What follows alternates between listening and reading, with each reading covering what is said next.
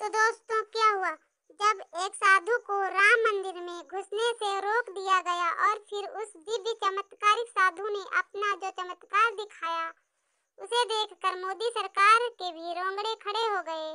यह घटना उस समय की है जब तकरीबन 500 वर्ष का इंतजार खत्म होने वाला था और प्रभु श्री राम लला के भव्य मंदिर का प्राण प्रतिष्ठा समारोह होने वाला था। सभी लोग बेहद खुश थे क्योंकि यह उन सब कार सेवका का बलिदान का प्रतीक था जिन्होंने हंसते मंदिर के लिए अपने प्राणों का बलिदान दे दिया। लेकिन जब पता चला कि राम मंदिर की प्राण प्रतिष्ठा के लिए 22 जनवरी 2024 का दिन तय किया है तो पूरे देश में खुशी की लहर दौड़ पड़ी। लेकिन सभी लोगों से आग्रह किया गया था कि कोई भी 22 जनवरी के दिन अयोध्या न आए क्योंकि उस दिन केवल देश की बड़ी बड़ी हस्तियों को ही प्राण प्रतिष्ठा में सम्मिलित होने का न्योता दिया गया था।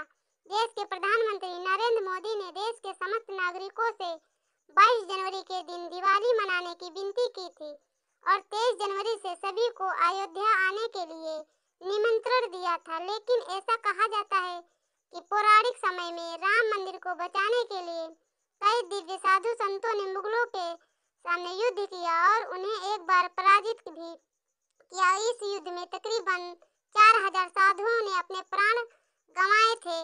तो राम मंदिर का इतना बड़ा प्राण प्रतिष्ठा का समारोह होने वाला था तो देश विदेश से कई साधु 22 जनवरी के दिन अयोध्या पहुंचने के लिए रवाना हुए। इन्हीं साधुओं में से एक साधु का नाम था बाल मुकुंद जी महाराज, जिनका जन्म मुस्लिम परिवार में हुआ था। लेकिन बढ़ती उम्र के साथ उन्होंने एहसास हुआ कि सनातन ही सत्य है। उन्होंने महसूस किया कि सनातन संस्कृति में 33 कोटि देवी देवता हैं जिनके संदर्भ में शास्त्रों में वर्णन किया और उन्हें धर्म के जो ईश्वर हैं वह खुद को केवल भगवान का संदेश वाहक बताते हैं। लेकिन केवल भगवान श्री कृष्ण ही डंके की चोट पर रहते हैं कि मैं ही भगवान हूँ। 5 साल की उम्र में उन्होंने अपना घर त्याग दिया और सनातन धर्म में शरण गति से ले ली। इसके बाद पूरी तरह से सनातन ही हो गए। यह बात कम लोगों को पता चली। उनका जन्म एक मुस्लिम परिवार में हुआ था। वह रामलला को अपना मानते थे। जब वे राम मंदिर के लिए रवाना हुए थे उनके अंदर गजब का उत्साह था। वे रामलला की प्यारी मुस्कान को अपने आंखों से निहारना चाहते थे और अपना आगे का जीवन अयोध्या में ही बिताना चाहते थे। 22 जनवरी 2024 को वह अयोध्या पहुंच गए। वे रामलला के दर्शन करना चाहते थे लेकिन उस दिन किसी भी आम श्रद्धालु के लिए दर्शन खुले नहीं थे, इसलिए उन्होंने एक दिन का इंतजार किया और 23 जनवरी को प्रातः काल ही जाकर लाइन में लग गए। लेकिन जब वे एंट्री गेट पर पहुंचे तब वहां पर सुरक्षा कर्मियों ने उनके हाथ पर उर्दू भाषा में कुछ लिखा हुआ देख लिया जो बचपन के समय में उनके माता पिता ने उनके हाथ पर बनवाया था। तब सुरक्षा कर्मियों को लगा कि कोई फर्जी साधु के भेष में हिंदू बनकर मंदिर में घुसने का प्रयास कर रहा है। उन्होंने वे साधु महाराज कुछ गलत लग रहे थे और मंदिर की सुरक्षा को ध्यान में रखते हुए उन्हें साधु महाराज को राम मंदिर में जाने से रोक दिया गया और पुलिस पूछताछ करने के इरादे से उन्हें पुलिस स्टेशन लेकर चली गई। यानी एक भक्त अपने भगवान से दूर हो गया।